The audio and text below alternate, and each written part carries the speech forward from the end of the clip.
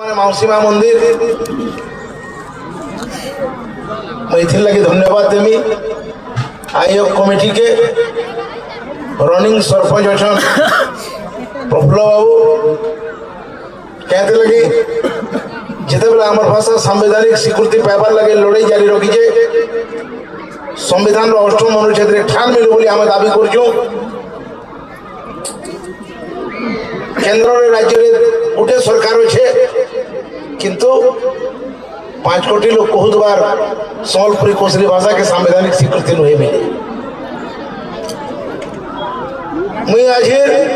साधारणतंत्र दिवस 77तम साधारणतंत्र दिवस उदाई गोटाई लगी चेताबार लगी चाहूँ आपण मान को गोविंदपुर का गोटे इतिहास है कहते लगी 2013 रे मंदिर प्रतिष्ठा होइला 2026 रे जगन्नाथ मंदिर 2013 रे हैला 2026 रे मौसीमा मंदिर प्रतिष्ठा हैला धन्यवाद इथिर लगी है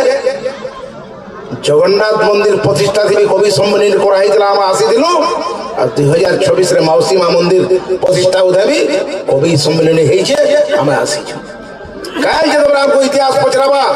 हमार भाषा संवैधानिक स्वीकृति पावा तुम्हें कवि माने काय गणा निहाल कर निकलो बेले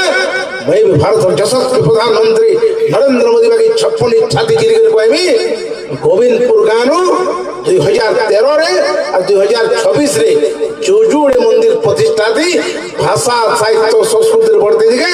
कवि सम्मेलन करी थी ये के इतिहास से